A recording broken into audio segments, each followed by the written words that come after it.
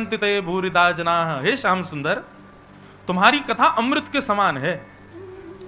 जिनका जीवन संतप्त है संसार से, वो यदि तुम्हारी कथा का आस्वादन कर लेते हैं तो परम आनंदित हो जाते हैं, परम सुखी हो जाते हैं। सुनने में बड़ी अद्भुत लगती है तुम्हारी कथा। अरे भैया, हम तो कहेंगे इस संसार में सबसे बड़ा दानी यदि कोई है तो व्यास मंच पर बैठा हुआ वक्ता। भागवत के 18,000 श्लोकों में वक्ता की प्रशंसा केवल एक ही बार हुई है, और वो करिए गोपियों ने। बाकी सब जगह श्रोताओं की प्रशंसा, भक्तों की प्रशंसा, संतों की प्रशंसा, वैष्णवों की प्रशंसा, वक्ताओं की प्रशंसा केवल एक ही बार हुई है पूरी भागवत में, और वो गोपियों ने की है। क्या कहती हैं गोपियां? बोले कि भैया सबसे बड़े दानी तो ये वक्ता हैं। क्यों? बोले परब्रह्म परमात्मा को शब्द की पुड़िया में बांध करके श्रोताओं को दे देते हैं। उस परब्रह्म को, उस जगदीश को शब्द की पुड़िया में बांध करके दे देते हैं। इनसे बड़ा कोई दानी नहीं है। कभी कभी ये बात कह के बड़ी खुशी होती है, लेकिन गोपी गीत के बाद एक गीत आता है, उसका नाम है भ्रमर गीत। भ्रमर गीत में सबसे ज्यादा गालियां भी गोपियों ने वक्ताओं को ही दी हैं। गोपियां कहती हैं, कन्हैया ये जो हमारी दुर्दशा हो रही है ना तुम्हारी याद में, इसमें तुम्हारा दोष नहीं है, तुम्हारी कथा गाने वाले वक्ताओं का है। इन लोगों ने मीठी मीठी चुपड़ी बातें बता बता करके हमको तुम्हारा प्रियतम बना दिया, तुम्हारे प्रेम में हमको विभोर कर दिया, और अब हम यहां तड़प रही हैं। हमें तो लगता है कि तुमने इन वक्ताओं को घूस दे रखी है कि तुम मेरी सुंदर कथाएं सुना करके सबको बावला कर दो, इसके बदले में तुमको वैकुंठ दे दूंगा। ऐसा गोपियां कहती हैं। परंतु एक वैष्णव इस श्लोक का क्या अर्थ निकालते हैं? तब कथामृतम तप्त जीवनम। हे कन्हैया, एक तो अर्थ है कि तुम्हारी कथा तपे हुए जीवन को आनंद कर देती है, परंतु एक भाव एक संत कह रहे थे, बोले भैया जिसने इस कथा को सुना उसका जीवन तप गया। क्यों? पत्नी छूट गई, घर छूट गया, व्यापार छूट गया, फैक्ट्री छूट गई, सब छोड़ छाड़ करके महाराज कहां चले गए? बोले वृंदावन में भजन कर रहे हैं, नाक से सिर तक तिलक लगा करके, और महाराज ना तन की सुध, ना वस्त्र की सुध, ना भोजन की सुध, ना श्वास की सुध, ना जल की सुध, बस राधे कृष्ण राधे कृष्ण राधे कृष्ण। कन्हैया ये तुम्हारी कथा की करामात है। भला भला जीवन जी रहा था बेचारा, बढ़िया पैसा आदि कमा रहा था, घर परिवार चला रहा था, लेकिन आपकी कथा सुनते ही सब छोड़ छाड़ करके वृंदावन चला गया। तप्त जीवनम, जीवन तपमय हो गया।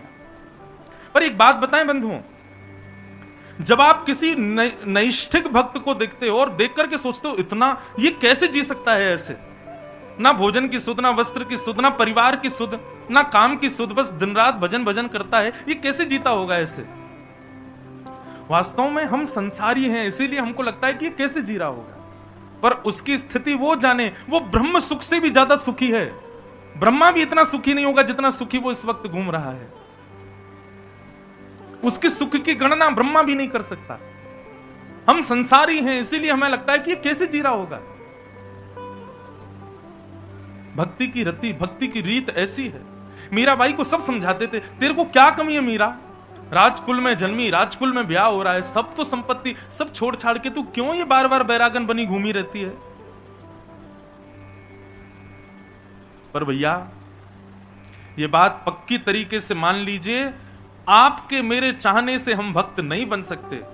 ठाकुर जी हमसे प्रेम करते हैं तभी हम भक्त बन पाते हैं।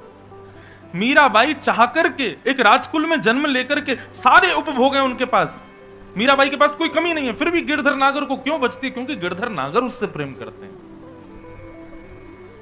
कुछ ना होते हुए भगवान को प्रेम करना, इसमें लोग ये बात कह सकते हैं इसमें कुछ नहीं है बेचारे पे इसलिए भगवान का भजन करता है, लेकिन सब कुछ होते हुए भी भगवत प्रीति करना, इसमें कहां जाओगे? तो भैया सीधी बात यही है, चाहे सब संपत्ति युक्त हो चाहे विपत्ति युक्त हो, कृष्ण प्रीति आपके बस की बात नहीं है, ये तो ठाकुर जी की कृपा है, आपकी बस की बात नहीं। कल हम आ गया देखो विषय, कल हम चर्चा कर रहे थे किनकी? श्री रंग जी, रंगा जी जिनको कहते थे, यहीं दौसा जो जयपुर के रास्ते में पड़ता है, भरतपुर से जब जाते हैं तो दौसा में एक सरावगी हुए जैन व्यापारी, उनका नाम था श्री रंगा जी। उनका नाम तो वैसे श्री रंग जी था, पर रंगा जी कहकर के लोग बुलाते थे। तो रंग जी जो थे वो व्यापारी थे, उनकी दुकान में एक सेवक काम करता था। तो जो उनकी दुकान में लड़का काम करता था वो इतना पापी था, इतना दुराचारी था, जितना वेतन मिलता था उसको वो सब केवल व्यसन करने में, वैश्यागमन करने में, उल्टे सीधे काम करने में, अपनी इंद्रिय उपभोग करने में ही खर्च कर देता था, जिसका परिणाम ये हुआ कि उसकी जब मृत्यु हुई तो उसको नरक मिला। और नरक में भी साधारण नरक नहीं मिला, नरक में भी उसके पापों की जब लिस्ट यमराज ने देखी तो नरक में आने वाले पापियों का सरदार उसको बना दिया। वो तेरे भैया पाप इतने, तू तो इनको सरदार बनो रे, सरदार बना दिया। उसने कहा यमराज जी से मुझे क्या करना है? बोले यमलोक में पापियों को पकड़ के लाते हैं, तो कहां से कब किसको लाना है ये निर्देश तुम ही दोगे, तुमको संकेत मिला करेगा और तुम दूतों को भेजा करना, ठीक है? कभी कहीं से पापी उठवावे, कभी कहीं से। एक बार उसके पास में संकेत आया, बोले दौसा से एक पापी को लेके आना है।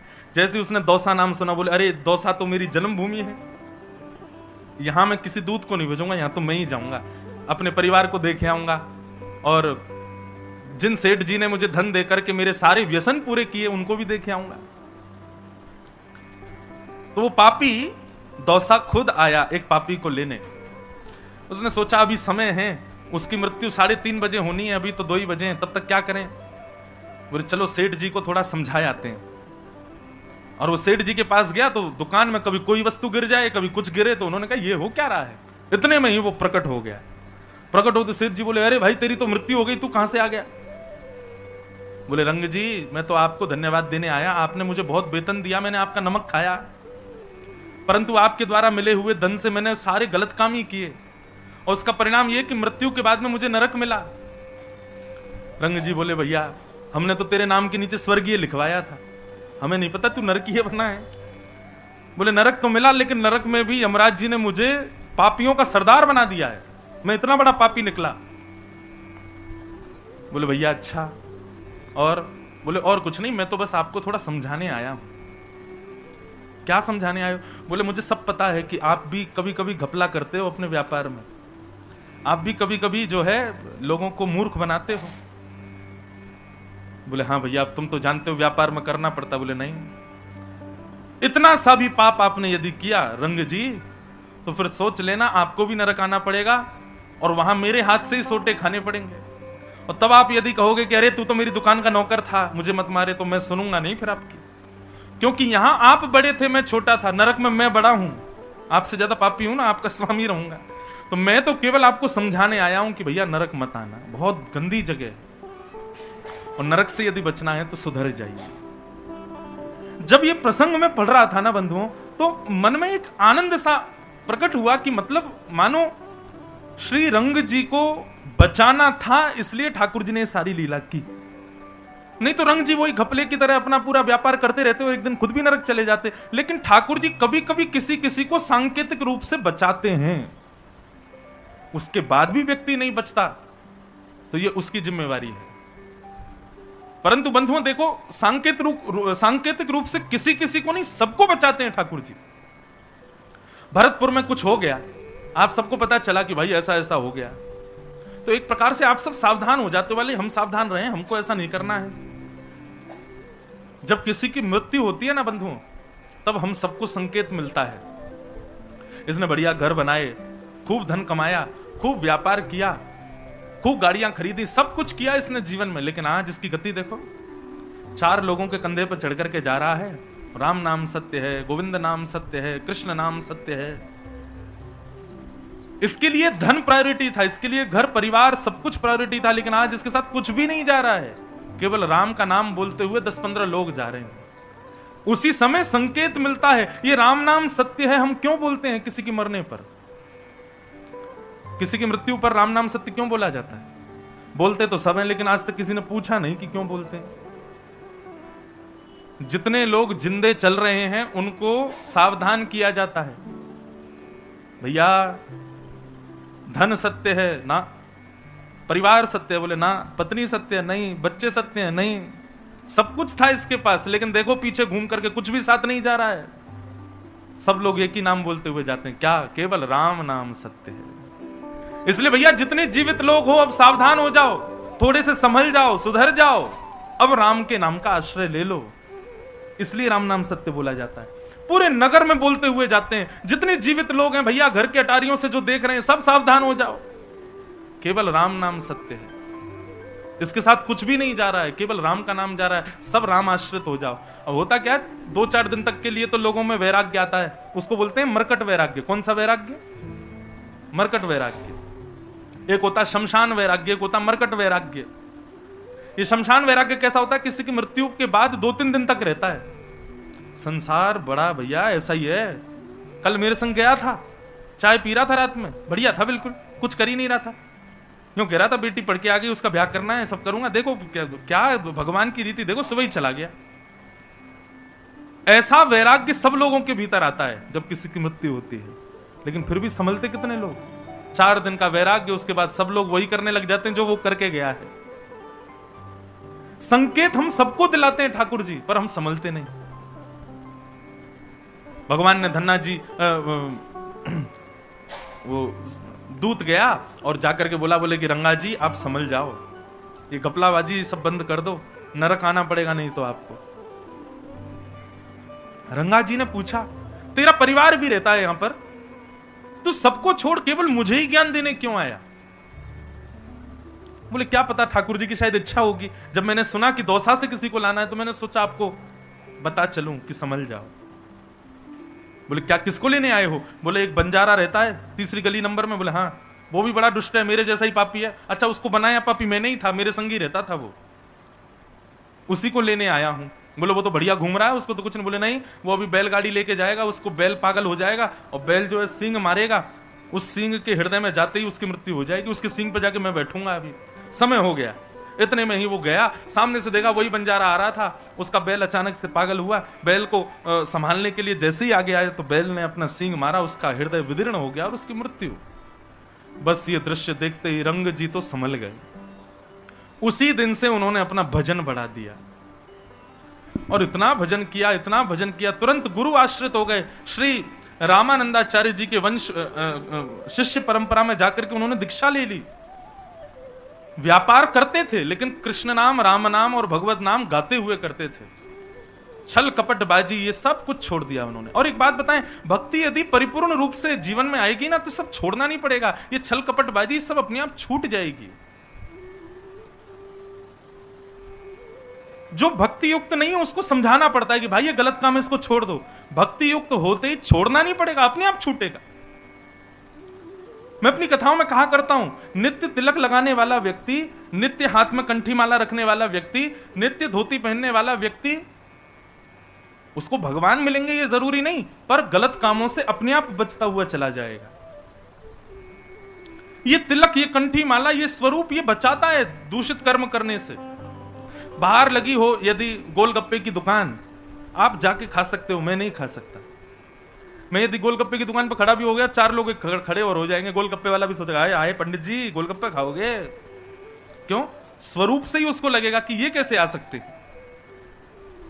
तो कई जगह दूषित स्थानों पर जाने से आपका वैष्णव स्वरूप ही आपको रोकेगा। भक्ति का मतलब केवल भगवत प्राप्ति ही नहीं होता बंधुओं, भक्ति का मतलब जीवन में सुधराव भी होता है। भक्ति जब जीवन में आती है तो आप सुधरने का प्रयास करोगे नहीं, अपने आप सुधर जाओगे। प्रयास तो मानव को करना पड़ता है, भक्त को नहीं करना पड़ता। तो रंग जी सुधर गए और इतना भजन किया महाराज उन्होंने। बड़ी सुंदर उनकी पूरी लीला कथा बताई जाती है। एक बार रात्रि में उनके बेटे को भूत दिख रहे थे। उसने जाके पिताजी से कहा, पिताजी मैं जहां सोता हूं वहां रात्रि में भूत दिखाई देते हैं। तो रंग जी बोले रुक जा, तेरी जगह मैं सोता हूं। तो बेटे की जगह रंग जी सो गए। रात्रि में जैसे ही भूत आया, तुरंत महाराज हाथ में जल लेकर के राम नाम से उसको मारने लगे। इतने में ही प्रेत प्रकट हो गया। बोले भगवान मैं आपकी कृपा पाने के लिए आ रहा हूं। बोले क्या कृपा चाहिए? बोले आपने इतना भजन किया है, आप इतना भगवान का स्मरण करते हो, आप में इतनी सामर्थ्य है कि आप प्रेतों को मुक्त कर सकते हो। बोले कैसे? बोले आप 1 बूंद जल अपने चरण में डाल दीजिए और आपके चरण का छुपा हुआ वो 1 बूंद जल मुझ पर छिड़क दीजिए। रंग जी ने जैसे 1 बूंद जल अपने चरण से छुपा के उस पर छिड़का, इतने में ही शंख चक्र गदा पद्म चतुर्भुज रूप धारण करके भगवत धाम को प्रस्थान कर गया। तब रंग जी को समझ में आया, भजन केवल मेरा कल्याण नहीं कर रहा है, मेरे भजन से ना जाने कितनों का कल्याण होगा। आपका भजन करना, आपका भक्ति करना केवल आपका कल्याण नहीं होगा, उससे ना जाने कितनों का। कहते हैं भैया, जब कोई भक्त प्राण त्यागता है और उसका अंतिम संस्कार किया जाता है ना, तो अंतिम संस्कार में उसकी चिता से निकलने वाली लपट और धुएं से भी आसपास में जितनी भी प्रेतात्माएं हजारों वर्षों से भटक रही हैं, वो सब उसके शरीर से निकलने वाली तेज से, भजन के बल से मुक्त हो जाते हैं। भजन केवल आपका कल्याण नहीं कर रहा है। मान लीजिए कि आप 2 माला रोज करते हो और माला करने के बाद आप नगर में जाते हो, तो आपकी दृष्टि जिस पर पड़ेगी उसका एक एक पाप नष्ट होता चला जाएगा आपकी माला के प्रभाव से। भजन करना तो सबसे बड़ा सत्कर्म है संसार का।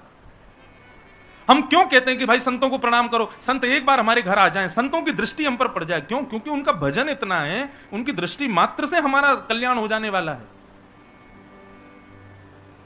इसलिए जो लोग आजकल प्रामाण्यवादी लोग हैं ना, वो लोग कहते हैं कि अरे आप दुनिया के लोगों को कहते हो भजन करो, अरे कर्म करने का उपदेश किया करो।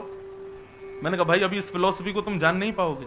भजन का मतलब केवल भगवत प्राप्ति नहीं है, भगवत प्राप्ति तो मुख्य उद्देश्य है ही।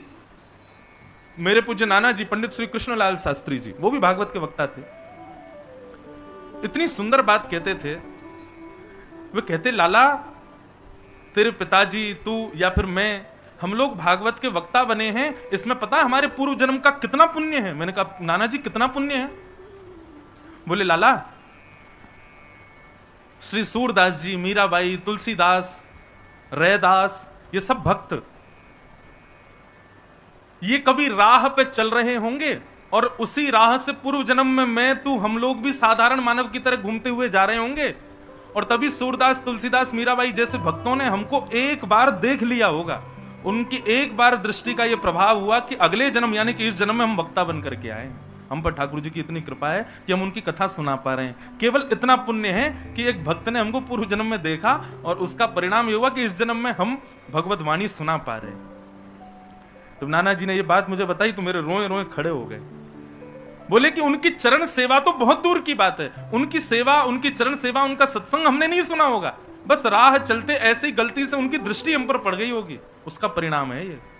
सोचो, आप सब भी यहां बैठ के कथा सुन रहे हैं, मतलब आप सब पर भी आपके पूर्व जन्मों में कभी ना कभी किसी भक्त ने कृपा की होगी, कभी देख लिया होगा, कभी हाथ फेर दिया होगा, अपना प्रसाद दे दिया होगा, कुछ ना कुछ तो कृपा हुई है। उसी का परिणाम है कि हम आप सब श्रोता और हम वक्ता बन के यहां बैठे हैं।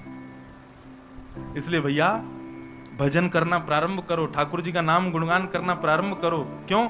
उससे केवल आपका नहीं, आप जिसको देखोगे उसका कल्याण होगा, उस पर कृपा होगी।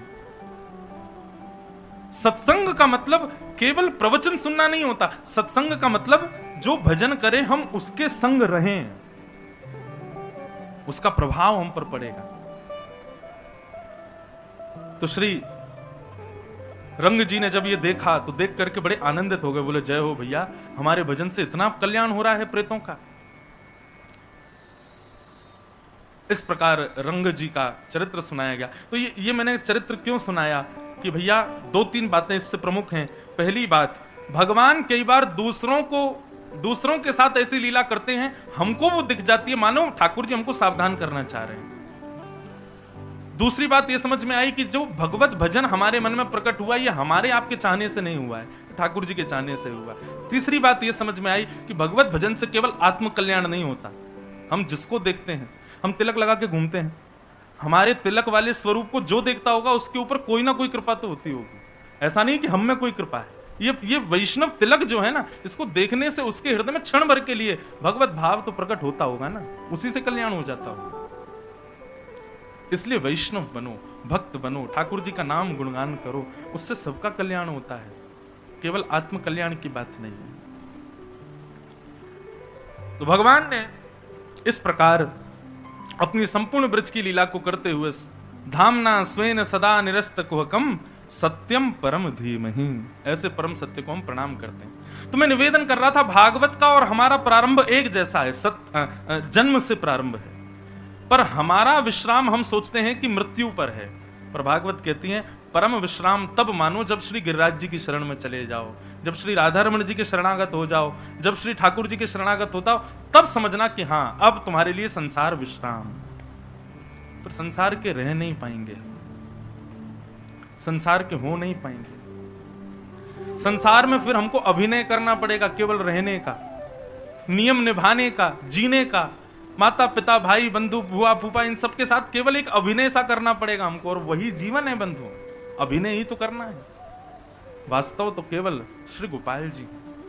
सूरदास कहते हैं बिन गोपाल कोऊ नहीं अपनो, जासों कीरति रही हैं, मन पंछी उड़ जाई हैं, जादिन मन पंछी उड़ जाई। बिन गोपाल कोऊ नहीं अपनो, ठाकुर जी के अलावा कोई हमारा नहीं।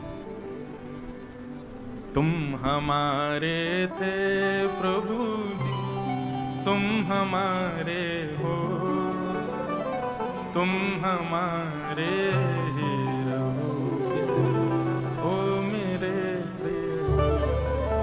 हम तुम्हारे थे प्रभु जी, हम तुम्हारे हैं, हम तुम्हारे ही रहेंगे, ओ मेरे प्रियतम। बस इतने मात्र से कल्याण हो जाना। भागवत का विश्राम है श्री हरि के चरणारविंद, हमारा भी विश्राम वहीं होना चाहिए, ठाकुर जी के चरण मिल जाएं बस। उसके बाद शरीर प्रतीक्षा करेगा अंत होने के लिए, बाकी आत्मा का अंत तो उसी दिन हो जाएगा जिस दिन ठाकुर जी मिल गए। कृष्णदास जी अष्ट सखाओं में एक हुए, वे कहते हैं सजल श्याम घन वरण लीन है, फिर चित अनत न भटक्यो, मेरो मन गिरधर छवि पे अटक्यो। कृष्णदास जी कहते हैं सजल श्याम घन वर्ण लीन है, श्याम सुंदर ने जिसका वर्ण कर लिया, आप बिहारी जी का वर्ण करो ये विशेष बात नहीं, बिहारी जी जिस दिन आपका वर्ण कर लेंगे ना, फिर चित अनत न भटक्यो, फिर कहीं भटक ही नहीं पाओगे, फिर कहीं जा ही नहीं पाओगे, फिर किसी को हो ही नहीं पाओगे। मेरो मन गिरधर छवि पे अटक्यो, फिर तो जहां देखोगे जिस भाव में रहोगे बस ठाकुर जी दिखाई देंगे, उनके अतिरिक्त और कुछ नहीं। आज सुबह कुछ वैष्णव मिलने आए थे, तब एक चर्चा जैसी वहां हुई, उस पर मैं उनके जाने के बाद अभी तक भी मैं उसी पर ही चिंतन कर रहा था। और चिंतन का विषय यह था कि महाराज जी भक्त बनने में डर लगता है, क्यों? गृहस्थ जीवन में हम भक्त बन गए और हमारा जो जीवन संगी है वो भक्त नहीं हुआ तो फिर कैसे जिएंगे हम? मतलब जुआरी के साथ रह सकते हैं, मदिरा पान करने वाले के साथ रह सकते हैं, उसके लिए हम भक्त ना बने। और भक्त बनने में केवल यह भय है कि सामने वाला भक्त नहीं हुआ तो। करमेती बाई का प्रसंग कभी पढ़िए, देखिए भक्ति में कई स्वरूप स्वभाव ऐसे हैं, वो थोड़े कड़वे लग सकते हैं लेकिन वो वास्तविकता है। हम भक्त इसलिए नहीं बने क्योंकि हम संसार में, संसार के उपभोगों में, संसार के व्यसनों में, संसार के भौतिकवाद में जीना चाहते हैं। हम भक्त इसलिए बने क्योंकि हम मुक्त होना चाहते हैं, हम ठाकुर जी को प्राप्त करना चाहते हैं, उसी पथ पर, इसलिए हमने ये पथ चुना है। इसलिए मैं तो पहले ही सावधान कर देता हूं, या तो आओ ही मत इस पथ पर, आ गए हो तो फिर कमर कस के आना भैया, क्योंकि फिर बदल जाओगे पूरा जीवन। एक कल से एक व्यक्ति है, मैं जानता तो नहीं हूं उनको, वो तो कह रहे हैं हम तो महाराज जी एक ही दिन में ही बदल गए, अब 6 दिन में क्या करके जाओगे आप हमारा? मैं रुक जाओ, घर परिवार सब छुड़वा के जाए तुम्हारा अभी। घर परिवार छोड़ने के लिए थोड़ा ही है, बल्कि भैया अकेले हम क्यों भजन करें, सबसे करवाएंगे, सबको भक्त बनाएंगे। भक्त नींबू की तरह होता है, 5 किलो दूध में निचोड़ तो सबको पनीर बना देता है, ऐसे ही भक्त भी होना चाहिए। जहां जाए, जहां बैठे, जितने लोगों के बीच में सबको अपने जैसा बना दे, नहीं तो काय बात की भक्ति उसकी। तो मन में विचार हो रहा था कि हम भक्त केवल इस भय से नहीं बने, भक्ति केवल इस भय से नहीं करें कि कल को हमारे जीवन में कोई विपरीत व्यक्ति आ गया तो, भक्त नहीं हुआ तो। देखो कल भी मैंने संकेत किया था, आज भी कर दूं, यदि हमारा जीवन संगी भक्त आ गया तो दोनों मिलकर भजन करेंगे, और जीवन संगी भक्त नहीं आया तो जो प्रेम का अंश उसको मिलना चाहिए वो भी बचा कुचा भी हम बिहारी जी को ही दे देंगे, उसमें चिंता की क्या बात है? फिर यदि हमारे योग्य व्यक्ति मिल जाए तो प्रेम का अंश उसको मिलेगा, दोनों मिलकर भजन करेंगे। और यदि विपरीत व्यक्ति मिल गया तो थोड़ा बहुत जो प्रेम उसको मिलना था वो भी उससे छुपा करके बिहारी जी को ही दे देंगे। अब नाथ अभिनय तो करना है, ब्याह तो हो गया, लेकिन हमारे प्रियतम तो आप ही हो, इनसे हमको कोई अभिलाषा नहीं। और एक और बात कहें, यदि भक्त पुरुष है और विपरीत पत्नी मिल जाए तो प्रयास करो, धीरे धीरे अपने भक्ति भाव से उसको सुधारो, उसको भी भक्त बनाओ। भक्ति के गुण तो आते हैं बंधुओं, जब समीप रहने लगते हैं तो जैसे वायरस फैलता है एक दूसरे से स्पर्श से, ऐसे भक्ति भी फैलती है कभी कभी।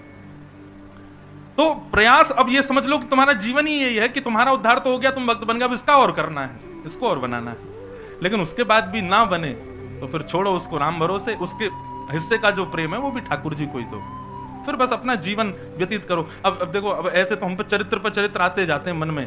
एक चरित्र है श्री अंगद जी महाराज का। जगन्नाथ जी के भक्त हुए श्री अंगद जी। उनकी पत्नी बड़ी भक्त थी, लेकिन अंगद जी भक्त नहीं थे। अंगद जी पत्नी के भक्त थे, पत्नी जगन्नाथ जी की भक्त और अंगद जी पत्नी के भक्त। पत्नी कथा में जाती, संतों के पास जाती, वैष्णवों का संग करती, पर अंगद जी कहते देवी तुमको जहां जाना है जाओ, लेकिन हमारी तो यहीं से राम राम है, हमसे मत कहना चलने के लिए। पत्नी कहती कोई बात नहीं, धीरे धीरे कभी तो बदलाव आएगा इनके हृदय में। एक दिन पत्नी ने अपने घर पर सत्संग रख लिया।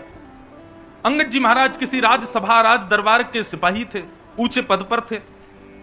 शाम को लौट करके जैसे ही अपने घर आए तो देखा वहां तो पंजीरी बट रही है, राधे राधे बोल रहे हैं, सब लोग नाच रहे हैं, कूद कूद करके सत्संग चल रहा है घर पे। अंगद जी बोले मेरी बिना आज्ञा के ये क्या हो रहा है?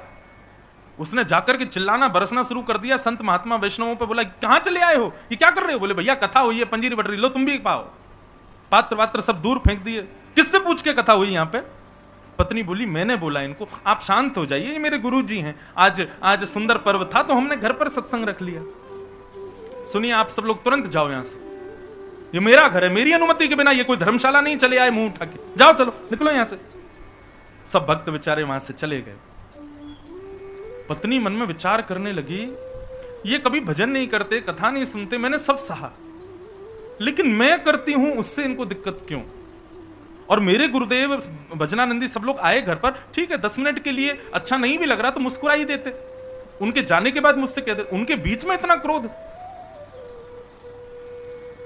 सूरदास जी की एक पंक्ति है भैया, तजोरे मन हरि विमुखन को संग, जाके संग कुमति उपजत है, पड़त भजन में भंग। तजोरे मन हरि विमुखन को संग। लेकिन कैसे? अगर मैं पति को छोड़ करके चली जाऊं तो यह भी तो उचित नहीं होगा, यह भी पाप होगा। ब्याह हुआ है, तुम्हारा पति है, तुम उसको छोड़ के चले गए। तो अंगद जी की पत्नी ने क्या किया, घूंघट कर लिया और अपने पति से जाकर के बता दिया, बोले आज के बाद मृत्यु पर्यंत मैं ना तो आपका मुख देखूंगी और ना आपको अपना मुख दिखाऊंगी। पत्नी हूं, ब्याह हुआ है मेरा, तो जो जो पत्नी के धर्म होते हैं उन सबको मैं निभाऊंगी। आपके लिए भोजन बनाऊंगी, आप आएंगे आपकी सेवा करूंगी, आपके वस्त्र आदि भी सब धोऊंगी, आपका घर भी संभालूंगी, बच्चों का भी पालन करूंगी। परंतु आज जो आपने कृत्य किया है उसको मैं क्षमा नहीं कर सकती। तो इसका दंड केवल यही है कि आज के बाद ना तो मेरा मुख आप देखोगे ना मैं आपका मुख देखूंगी। बाकी अभिनय पूरा करूंगी, रहूंगी आपके संगी, सब सेवा आदि करूंगी, लेकिन मन से अब मैं आपको त्याग चुकी हूं। ये तो और खतरनाक है। यही तो किया था महादेव ने सती के साथ। जब राम जी की परीक्षा ली तो बस इतना किया कि सती का आसन बगल की जगह सामने धर दिया।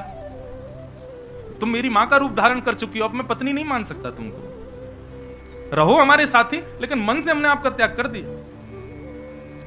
अंगद जी इतने परेशान हो गए, बोले अरे ये तो गलत हो गया, मैं तो पत्नी से बहुत प्रेम करता हूं अपनी से। खूब मनाया लेकिन नहीं मानी, चरणों में गिर जाती, बोले आपके पांव पूज रही हूं मैं कि मुझसे आप जिद मत कीजिएगा कि अपना मुख दिखाओ, मेरा ये नियम है, जो हरि का नहीं वो मेरा नहीं, बाकी ब्याह हुआ है तो मैं निभाऊंगी। अंगद जी बड़े दुखी रहने लगे। 10, 15, 20 दिन हो गए, 1-1.5 महीना हो गया। अंगद जी को ना तो भोजन अच्छा लगे, ना जल अच्छा लगे, ना घर जाना अच्छा लगे, पत्नी ने मुख ही नहीं दिखाया। एक दिन अंगद जी घोड़े पे बैठ के जा रहे थे, ऐसी कथा चल रही थी, वैष्णव बैठे थे। अंगद जी बोले इसी कथा ने मेरा घर बर्बाद कर दिया।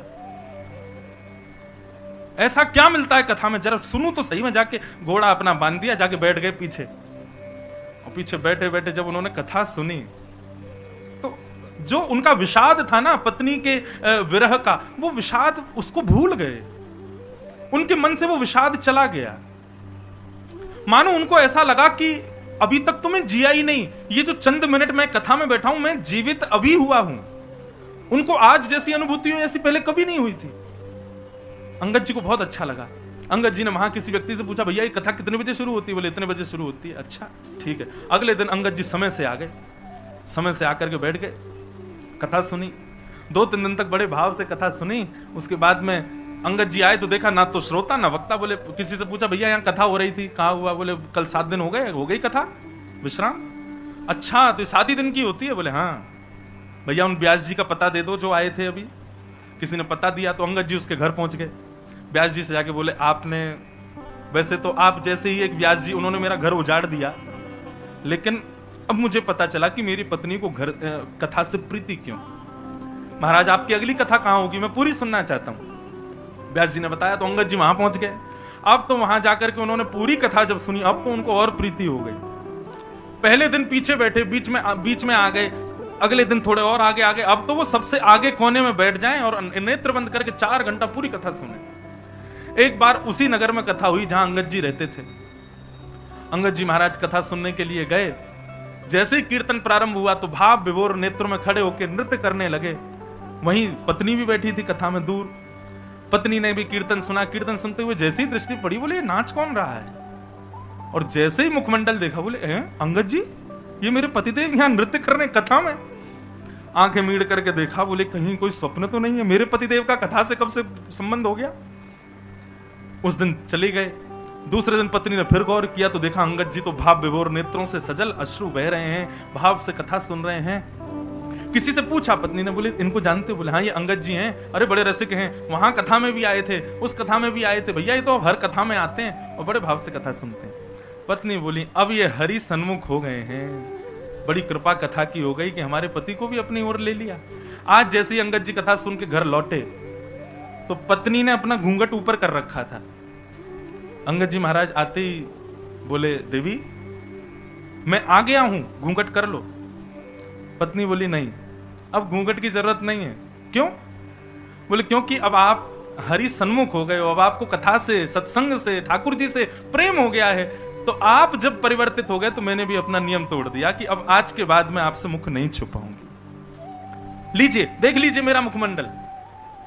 अंगद जी बोले, देवी एक बात सत्य बोलूं, बुरा तो नहीं मानूंगी? बोले हाँ बोलो। बोले पहले तुम मुझे बड़ी बढ़िया लगती थी, तुम्हारे रूप को देखने में मुझे बड़ा आनंद आता था, पर जब से मैंने श्याम सुंदर के बारे में सुना, श्री जी के बारे में सुना, किशोरी जी के बारे में सुना, विश्वास मानना तुम केवल दृष्टि में सुंदर हो, वास्तविक सुंदरता तो हमारे श्यामा श्याम की है। अब तो उन्हीं को देखने की इच्छा है, अब इन नेत्रों से तुमको देखने की इच्छा नहीं हो रही, क्षमा करो मुझे। पत्नी बोली मैं वारी जाऊं आप पे, अब तो मेरा मन हो रहा है कि बस अब मैं और आप दोनों संग ही भजन करेंगे और संग ही श्यामा श्याम के दर्शन करेंगे। ऐसे श्री अंगद जी का चरित्र।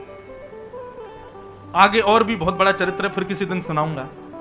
परंतु बंधुओं, ये बात उन लोगों के लिए जो भयभीत होते हैं। भक्त बनने में काय को भयभीत हो रहे हो? क्यों? कल को भक्त नहीं मिला तो, हमारा जीवन संगी भक्त नहीं हुआ तो, अरे नहीं हुआ तो उसके अंश का प्रेम भी ठाकुर जी को दे देंगे, और नहीं तो ठाकुर जी की इच्छा होगी तो उसको भी भक्त बना ही देंगे ठाकुर जी। बाकी भैया हमने तो अपने लाल जी से कह रखा है, अपने ठाकुर जी से, मैं ठाकुर जी तुम्हारी 3 समय की रोटी चलती रहे, हमारी कथा चलती रहे, यदि आप ऐसा चाहते हो तो ऐसी ही लाना, नहीं तो हमारी